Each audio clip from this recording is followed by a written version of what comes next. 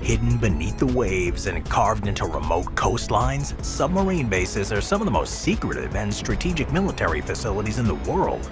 Join me, we're going to dive into the mystery of 15 secret submarine bases. 15. The Yulin Naval Base. The Yulin Naval Base on Hainan Island is located in the South China Sea, and it's one of China's most secretive and important military installations. This remote base, which is shielded by rugged terrain, dense forests, and notably underground facilities, it plays a central role in China's naval defense and deterrent strategy. Its location southwest of Hong Kong in the South China Sea, a critical body of water for shipping and geopolitics, provides China with a crucial strategic advantage. Despite being an island, Yulin is relatively accessible by naval vessels, but its inner infrastructure is highly protected. It's built into the natural terrain to reduce the risks of attack, and civilian access to the base is extremely limited. If not right out in possum time, the Yulin base is likely to house up to 6 of them. In 2023, an image surfaced of a Type 093 submarine entering one of the underground tunnels at Yulin. This is a rare sight captured by a commercial satellite from Planet Labs. It immediately sparked intrigue. This image was seen as a James Bond moment for many, evoking imagery of spy films with secretive underwater bases. However, this is a reality that China has deliberately constructed to protect its military assets. Number 14. Severomorsk. Severomorsk, located on the Barents Sea along the Kola Bay, is a closed city in the Murmansk Oblast region of Russia. Known as Venga until 1951, it served as the primary administrative base of the Russian Northern Fleet, making it one of the most secretive and important sites for Russia. Situated 16 miles northeast of Murmansk, Severomorsk is a significant naval hub, notable for the subarctic climate and position within the Arctic Circle. The area is a vital part of their infrastructure. It houses numerous subs, surface ships, and supporting infrastructure, and its role is the main naval base for the Russian Northern Fleet, and is placed under tight security and restrictions. Because the town is closed to the public, details about operations here are sparse, adding to its mystery as one of the most secretive naval bases in the world. In addition to that naval importance, the area does have some of the most advanced and largest dry docks on the Kola Peninsula. Those docks are crucial for maintaining Russia's fleet, particularly its nuclear-powered submarines, which are central to Russia's defense strategy. Number 13. Clyde Naval Base. His Majesty's Naval Base Clyde, located in Scotland, is one of the most closely guarded military installations of the United Kingdom. It's often referred to simply as Fastlane. It's a pivotal component of Britain's national defense strategy. The base is situated on the eastern shore of the Gare Loch, which is about 25 miles west of Glasgow. The location was chosen during the Cold War due to its geographic advantages. Royal Marines tasked with guarding the subs and ensuring the security of the nuclear arsenal. The base operates under strict security protocols. As a designated closed site, unauthorized access is virtually impossible. The surrounding area is monitored by advanced systems, and access to the base is heavily restricted, with armed guards and physical barriers at all entry points. Even personnel working on site are subject to rigorous security checks and constant monitoring. These measures, combined with the secrecy surrounding the base's operations, have earned Clyde a reputation as one of the most impenetrable military sites in the world. Number 12. The U.S. Navy Acoustic Research Detachment. The U.S. Navy Acoustic Research Detachment is one of the most secretive bases in the country. Situated in the remote town of Bayview, Idaho, on the shores of Lake Pend Oreille, this base plays a critical role in the development and testing of subs and naval technology. Lake Pend Oreille is Idaho's largest and deepest body of water, and it's the ideal setting for the ARD due to its sonar systems. Since its inception, has been crucial in the development of nearly every major submarine technology used by the Navy, especially when it comes to underwater acoustics. A large portion of the testing occurs in the intermediate scale measuring system. Now, that's a 1,000-foot diameter circle on the lake bed where hydrophones are placed to monitor the performance of submarines or components. Access to the ARD is tightly controlled. The base's research is classified, and personnel working there are highly restricted with stringent security protocols surrounding the testing operations. Its location in Bayview, with its remote nature, does help to maintain its secretive status, and Bayview itself has a population of fewer than 500 people, making it an unlikely location for such high-stakes military operations. The continuous quiet and isolation of the surrounding area further ensure that research remains hidden from outsiders. Number 11. Olavsvern. Olavsvern is a former Royal Norwegian Navy base located in Norway near Tromsø. It covers 270,000 square feet and includes 140,000 square feet of living quarters and 32,000 square feet of dock space. One notable feature here is its 1,100-foot dry dock capable of accommodating 6 submarines simultaneously. The entire base is accessed through a 3,000-foot tunnel, which opens into an extensive underground network of docks. The facility is protected by its location within a mountain, which shields it from aerial surveillance and provides insulation against extreme weather. The base was equipped to house advanced research facilities, making it a hub for technological innovation. And after its decommissioning in 2009, Olavsvern was sold to a private company. The sale included the possibility of repurposing the base for civilian uses, such as oil rig maintenance, but the base's subsequent use by Russian-linked companies raised concerns about potential espionage and security risks. Number 10. Sea-based X-band radar. The sea-based X-band radar is a floating, self-propelled mobile band radar antenna sits. This radar operates with 45,000 transmit-receive modules and can track objects from over 1,200 miles away. Its ability to discern warheads from decoys, a critical function in missile defense, is what makes it a significant asset in the defense system. The SBX-1's ability to travel across the Pacific makes it a versatile asset for missile defense. The radar system, however, has not been without its challenges. It's failed to intercept test targets in certain tests and faced some issues with its software and mechanical components. Nevertheless, the radar has contributed to the U.S.'s ability to monitor missile threats. Getting close to the XBS-1 is extraordinarily difficult, not just because of the secrecy surrounding it, but also due to the challenging geography of its deployment. Adak Island, where it's nominally based, is isolated and difficult to access, adding another layer of protection to the radar system's operations. The vessel's movements are not widely shared, and its maintenance schedules and operational duties are closely guarded secrets of commercial, industrial, and naval operations. The bay itself has been recognized for its advantages, providing sheltered deep waters capable of accommodating large ships, including submarines. This has made it an ideal location for military assets that require secure and protected waters. The area's history dates back to the Spanish colonial period, when it was first identified as a potential naval port in the 19th century. It became a prominent base after the Spanish-American War, with the U.S. Navy taking over control in 1899. The Americans built out extensive infrastructure, turning Subic Bay into one of their primary bases in the Pacific. By the mid-20th century, the bay housed a naval air station and substantial marine facilities. Access to the area, especially to the former naval base and its restricted zones, remained controlled and difficult to penetrate, primarily due to its continued use for military purposes.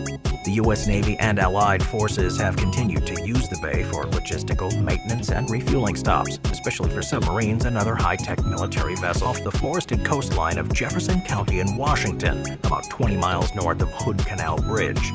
It acts as a critical last stop for Navy ships loading food, fuel, and munitions before heading out into the Pacific, including long deployments as far as the Persian Gulf. The base spans an area of about 4.3 square miles, and it's home to more than 100 ammunition storage magazines, colloquially referred to as igloos.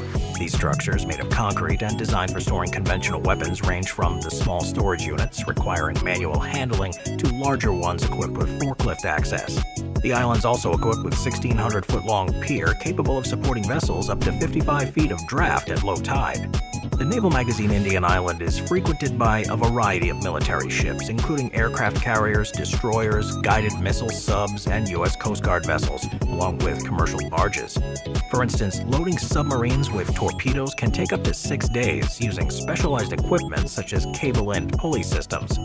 But it's separated by the Port Townsend Ship Canal, further isolating it from any civilian presence.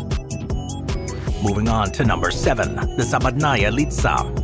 Zapadnaya Litsa is a highly secretive Russian naval base located on the Kola Peninsula near the Norwegian border. It's part of the Russian Northern Fleet, and it is a significant fleet in the Russian Navy. It's positioned within the Litsa Fjord, which is about 120 kilometers from Murmansk. The facilities are closely associated with the operation and maintenance of nuclear subs, making the base critical to their nuclear deterrent policies. Winters here are severe, with the area experiencing about 43 days of polar night each year. Now, this isolation and inhospitable terrain, characterized by rocky ground, swamps, and numerous rivers, makes the base highly difficult to access.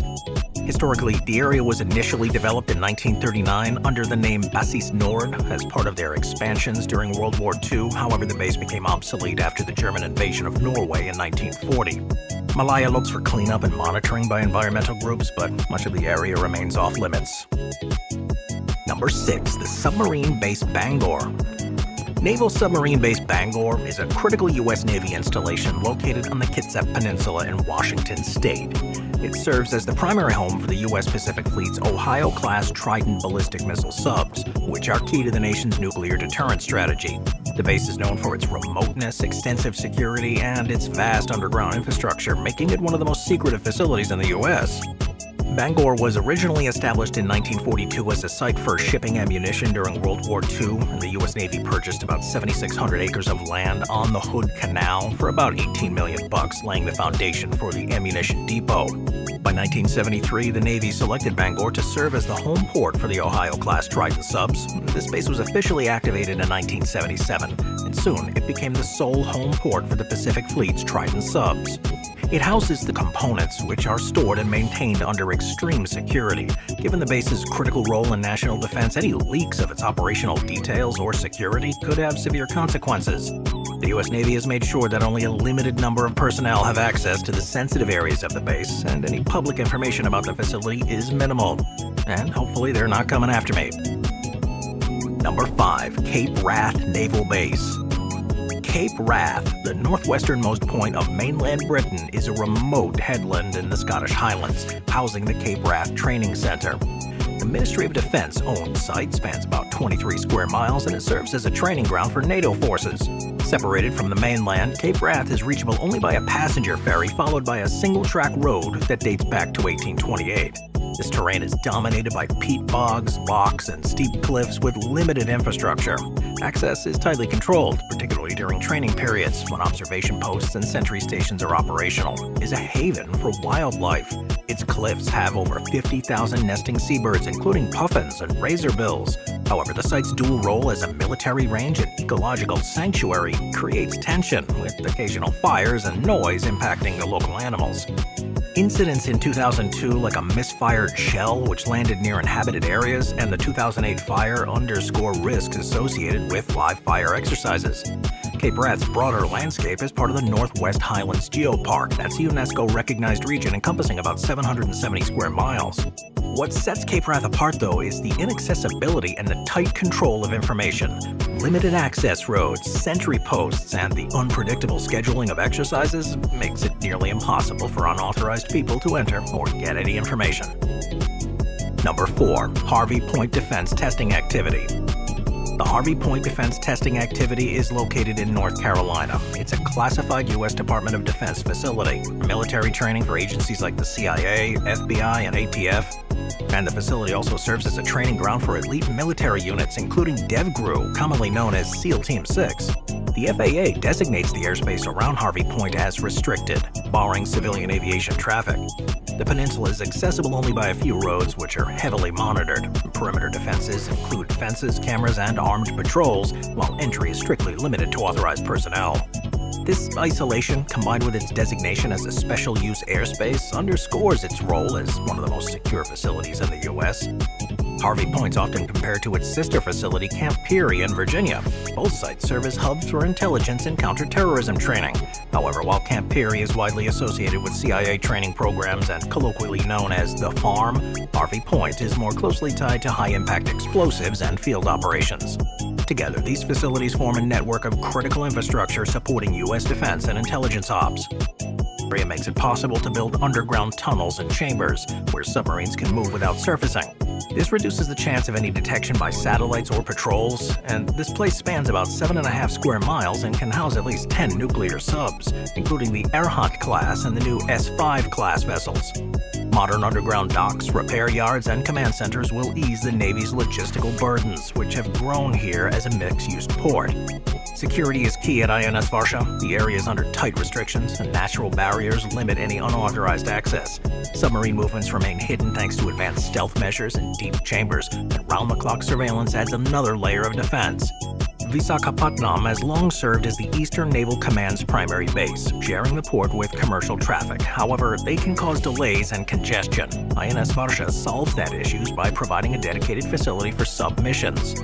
This separation streamlines their ops for both surface and underwater fleets.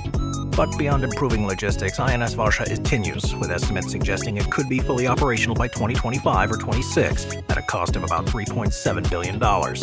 Once complete, INS Varsha is set to be a key element in India's maritime strategy, allowing a deeper reach and faster response across vital sea corridors. Number 2. Naval Base Point Loma. Naval Base Point Loma in San Diego, California is one of the U.S. Navy's most secure vital installations. Military clearance is required for entry, and the base operates under tight protocols. Surveillance systems, patrols, checkpoints, they're constant fixtures here, ensuring the area remains inaccessible to any unauthorized personnel. The military presence here at Point Loma dates back to about 1795, when Spanish forces began constructing Fort Guajarros at Ballast Point. And by 1845, the site had been abandoned by Mexican forces, and in 1846, U.S. Navy Captain Samuel DuPont claimed the area during a Mexican-American War. Following the Treaty of Guadalupe Hidalgo in 1848, Point Loma formerly Diego. Over the decades, it was evolved to support advanced submarine operations and related activities, and in 1998, the base was consolidated with 6 other naval installations under the designation Naval Base Point Loma. Point Loma is home to Submarine Squadron 11 and other submarine commands. It plays a really important role in housing, maintaining, and deploying nuclear-powered subs. The bathyscaphe Trieste, a pioneering deep-sea exploration vessel, was stationed here at Point Loma in 1958. Its successor, the Trieste II, operated from the base until 1984. In March of 2023, the base gained international attention when President Joe Biden visited alongside the Prime Ministers of Australia and the United Kingdom to announce a trilateral agreement to supply nuclear-powered subs to Australia. Even military personnel require specific clearances to access many areas within this base. Its status as a nuclear sub-hub adds another layer of security, with protocols designed to safeguard both the vessels and the sensitive information associated with their missions. Iceworm. The goal of this secret program was to assess the feasibility of deploying hundreds of nuclear missiles under the Arctic ice, providing the United States with a strategic advantage during the Cold War. The extreme remoteness of the site, about 150 miles from Thule Air Base, offered natural protection and secrecy. Camp Century faced immense operational challenges. The dynamic nature of the ice sheet caused tunnel walls and ceilings to shift under the immense pressure, threatening to collapse sections of the base. Greenland's extreme climate with sub-zero temps and relentless winds made life and maintenance arduous. By the mid-1960s, it became clear that Project Iceworm was unviable. The movement of the ice was unpredictable, and maintaining a stable launch system for nuclear missiles in such an environment proved impossible. In 1967, the base was abandoned. While the nuclear reactor was dismantled and removed, hazardous materials including radioactive waste, chemical pollutants, and biological remnants were left behind under the assumption that they would remain entombed by the ice indefinitely. The base represents a Cold War gamble that merged military ambition with Arctic exploration. Its rediscovery offers a rare glimpse into the geopolitical strategies of the mid-20th, while serving as a stark reminder of the environmental costs of such endeavors. The base now stands as both a historical artifact and a pressing environmental concern, highlighting the unforeseen consequences of military projects in fragile ecosystems. Thanks for watching, everybody. I'll see you next time.